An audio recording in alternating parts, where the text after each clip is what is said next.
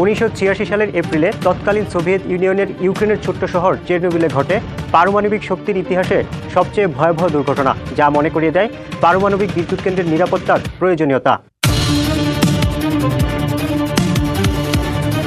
পাবনার রূপপুরে মাথা উঁচু করে জানান দিচ্ছে দেশের একমাত্র পারমাণবিক বিদ্যুৎ কেন্দ্রের অস্তিত্ব, কিন্তু এ স্থাপনার আড়ালে রয়েছে ভয়াবহ নিরাপত্তা ঝুঁকি।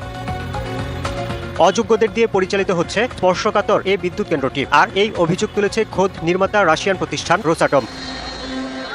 কেন্দ্রটিতে বর্তমানে ভারপ্রাপ্ত চিফ সুপারিনটেন্ডেন্ট হিসেবে কাজ করছেন মুশফিকা আহমেদ, আর তাকে নিয়েই আপত্তি রোসাটমের। ডিবিসির অনুসন্ধানে মিলেছে মুশফিকার নিয়োগ প্রক্রিয়ার ভয়াবহ অনিয়মের চিত্র। 2019 সালে chemical and radio active West ব্যবস্থাপক পদে নিয়োগ বিজ্ঞপ্তি প্রকাশ করে রূপপুর ব্যবস্থাপনায় গঠিত nuclear power plant company Bangladesh limited. ওই পদের জন্য পারমাণবিক বর্জ্য ব্যবস্থাপনা অথবা রেডিয়েশন মনিটরিংয়ে 2 বছরের অভিজ্ঞতা চাওয়া হয়, কিন্তু অদৃশ্য ক্ষমতা বলে ঢাকার বীরপুরের ডেল্টা হাসপাতালে কর্মরত মুশফিকা নিয়োগ পান কোনো অভিজ্ঞতা ছাড়াই।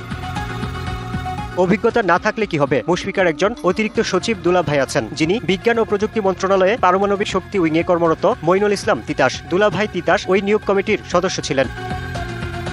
স্বজনপ্রীতির মাধ্যমে নিয়োগ পাওয়া অযোগ্য মুশফিকায় পরে হন ভারপ্রাপ্ত চিফ সুপারিনটেন্ডেন্ট। তাতেই বেঁকে বসেছে রোসাটম। তাকে নিয়োগের বিষয়ে এনপিসিবিএল এর চিঠির জবাবে রোসাটম বলছে, রূপপুর পারমাণবিক বিদ্যুৎ কেন্দ্রের নিরাপত্তায় চিফ সুপারিনটেন্ডেন্ট পদটি খুবই গুরুত্বপূর্ণ। এজন্য তাত্ত্বিক জ্ঞান ও প্রশিক্ষণ জরুরি। প্রয়োজন কিছু সুনির্দিষ্ট দক্ষতা, যা অর্জনে অন্তত 1 বছর প্রশিক্ষণ নিতে হয়। এ কারণে মুশফিকার নিয়োগের বৈধতা দেয়নি রোসাটম।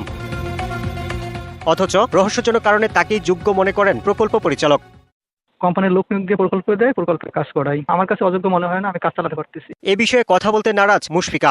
আমি আসলে এটা নিয়ে কথা বলতে আগ্রহী না। আপনারা অর্গানাইজেশনের সাথে কথা বলেন, আমি কিভাবে এখানে জয়েন করেছি। মইনুল ইসলাম তিতাস আত্মীয় হয় কত কোনো হচ্ছে। শুধু মুশফিকাই নন, রূপপুরে 2019 ও 2023 সালের নিয়োগে দুর্নীতি আর জালিয়াতির তথ্য মিলেছে। 2019 সালের 7 জানুয়ারি রূপপুর পারমাণবিক বিদ্যুৎ কেন্দ্র ব্যবস্থাপক, উপব্যবস্থাপক ও ঊর্ধ্বতন সহকারী ব্যবস্থাপক পদের জন্য নিয়োগ বিজ্ঞপ্তি প্রকাশ করা হয়। তখন মেকানিক্যাল বিভাগের ঊর্ধ্বতন সহকারী ব্যবস্থাপক পদে নিয়োগ পান রবিউল আলম। আবেদনে ওই পদের জন্য বিদ্যুৎ কেন্দ্র ও পারমাণবিক স্থাপনায় 3 বছরের অভিজ্ঞতা চাওয়া হয়, যা রবিউলের নেই। যদিও আবেদনে তিনি খুলনা পাওয়ার কোম্পানি লিমিটেডে 3 বছরের চাকরির অভিজ্ঞতা উল্লেখ করেন, তিনি কখনোই সেই প্রতিষ্ঠানে চাকরি করেননি। ওই সময় রবিউল আলম ছিলেন ঠাকুরগাঁও পলিটেকনিক্যাল ইনস্টিটিউটের ইনস্ট্রাক্টর। জনাব রবিউল আলম খণ্ডকালীন ইনস্ট্রাক্টর RSC 20/10/2019 তারিখে চাকরি থেকে অব্যাহতির জন্য আবেদনপত্র দাখিল করেন। আমাদের এখানে অনেক কিছু চলতেছে, আপনারা জানেন না, আমাদের ফাঁসানোর জন্য অনেক কিছু করা হচ্ছে। জালিয়াতির মাধ্যমে নিয়োগ পাওয়া সহকারী ব্যবস্থাপক রবিউল আলম পদোন্নতি পেয়ে এখন উপব্যবস্থাপক। একই সময়ে ব্যবস্থাপক পদে নিয়োগ পান আল মামুন এবং AKM নাজমুল হাসান। নিয়োগের শর্ত ছিল বিদ্যুৎ কেন্দ্রে 9 বছরের কাজের অভিজ্ঞতা, কিন্তু চাকরির আবেদনের সময় তাদের দুজনের কারোই BSc পাশ করার 9 বছরই পূর্ণ হয়নি। বলতে পারেন অভিজ্ঞতা যদি 4-5 মাস কম থাকে, তারপর জেনে শুনে অ্যাপ্লাই করলেন কেন? এটা হচ্ছে আমার নিজস্ব অ্যাসেসমেন্ট। আমি অ্যাপ্লিকেশন করার পরে আমার অ্যাপ্লিকেশন দেখে ম্যানেজমেন্ট কিভাবে সিদ্ধান্ত নিচ্ছে, এটা একান্তই ম্যানেজমেন্ট জানে। 2023-এর 13 মে কেন্দ্রের ভবিষ্যৎ ভৌত সুরক্ষা ব্যবস্থাপনা পরিচালনার জন্য আবেদনের যোগ্যতা চাওয়া হয় সশস্ত্র বাহিনী, পুলিশ বা কোনো আইনশৃঙ্খলা রক্ষাকারী সংস্থায় প্রথম শ্রেণীর কর্মকর্তা হিসেবে ন্যূনতম